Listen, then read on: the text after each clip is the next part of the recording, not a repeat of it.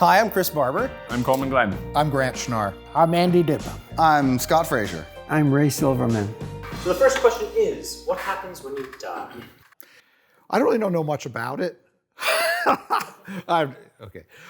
We sat down with different Swedenborgian ministers to address the most powerful philosophical and religious questions of all time, ranging from biblical contradictions to romance to the meaning of life. Welcome to Big Spiritual Questions. In this episode, we asked, what happens when you die? And what is the process of going to heaven or hell like? What happens when you die? Well, first of all, you never die. What happens when we die? We don't die. We continue to live. So death is really a transition from one life into the other. It all feels so artificial. It all feels so artificial. Who can actually say what awaits us after death with any full confidence? But so far as my understanding of what the new church teaches, when you die, you go on to become your true self. You might lose your body, but you continue to live on the other side. The other side is called the spiritual world. Swedenborg talks about the first place you go to in the spiritual world is the world of spirits. And that's the place where you get to find out who you truly are and what your great loves and goals are, what your intentions are. If your intentions are for good and you really do want to be a good person, meaning you really care about others and helping others and being the best person you can be so that you can help others, you're on your way to heaven. And it's a place of instruction where you get rid of all of the ego-related junk and finally get ready to step into your place in heaven. However, if your great love and desire is for yourself and you see everybody in the world and everything as a means to your end of serving self, then you get your place in the other side of the world of spirits, which we call hell.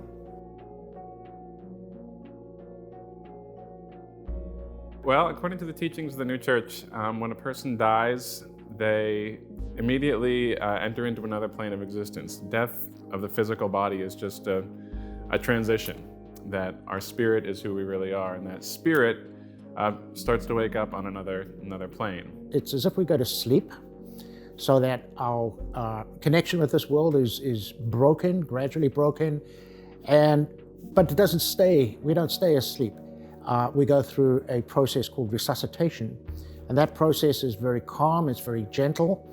We're told that we have angels who are present with us, filling us with a sense of peace and contentment and tranquility.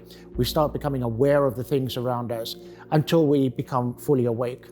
When we first wake up, the environment that we're in looks pretty much exactly the same as we were in here. So if you die in your bed in your bedroom, you're going to wake up in your bed in your bedroom, being woken up by these angels. It's explained to us that we're spirits. And in the first part of that process, everything seems pretty much the same as it does here. We're the same people.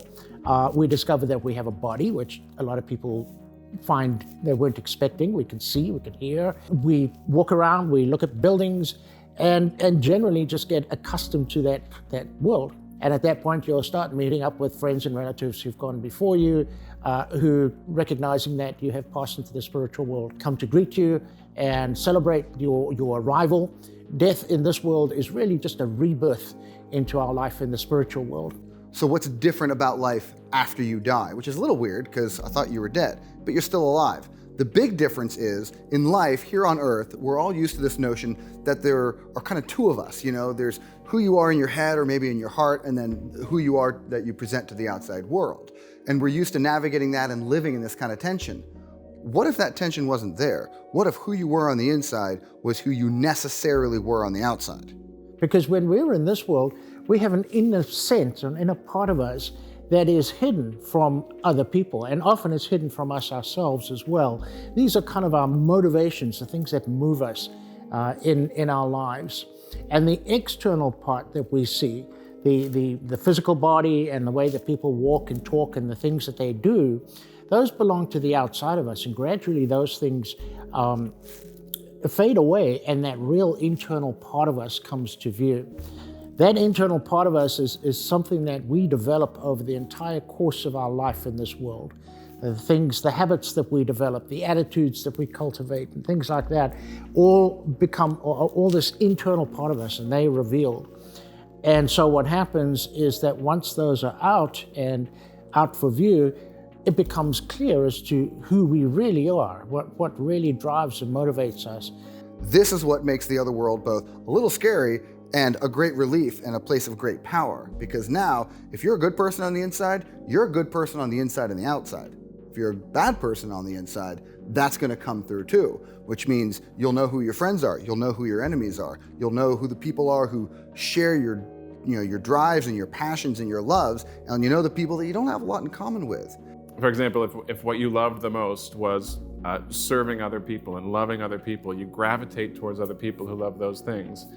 And eventually, if you really care about that the most, you make that your eternal home. And there's a process. You get rid of bad habits if you had bad habits, but by the time you're really ready to make a permanent home with people who love the same things as you, so in this case, who love to love others, you form a permanent home with those people, and that's what heaven is. On the other hand, there is a hell. We do believe in a hell, and again, but it's where people gravitate towards people like themselves. And so if someone has lived entirely for selfish motivations, you gravitate towards other people like that. And if you imagine a bunch of people who are just out for themselves, living together, that's all hell is. And it's hard, it's not fun, but the people who choose that for themselves would rather that than be in a place where they feel like they're forced to live contrary to their nature, where they're forced to love others or love God first.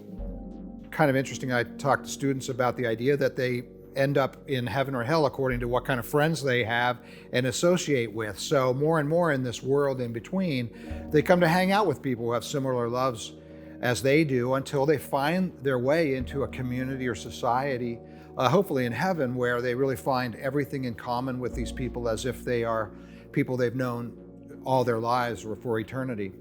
Here it might take days, weeks, even years to figure that stuff out. What if you could see it on someone's face? What if someone could see it on your face? That's the underlying reality in the afterlife, which is why it sorts into people who see themselves as vessels of God's love, we call that heaven, and people who reject that notion and want to get as far away from the divine as possible so they can be their own God, and we call that hell. I believe what the doctrines offer, and the doctrines tell us that in the hereafter, we go on to become our true selves. Whatever it was that we loved the most, that's going to come out. Whatever it was that motivated us, that's what's going to come out. And all of the stuff that doesn't fit with that will fall away. Death, in a way, is the great spotlight on the essence of what we really are. In the most cosmic of ways, it'll be us revealed. The mystery of the afterlife has been discussed for as long as we've been capable of discussing, and we appreciate you exploring it with us. Of course, this is our faith's explanation, but we'd love to hear what you think, so please comment below. If you'd like to learn more about our church, check out our website at newchurch.org. And if you're interested in talking with other people about spiritual topics like this, consider heading to grandhumanproject.org and joining a group that seems right for you. Thanks again for watching, and stay well. Can I ask a follow-up question? Sure.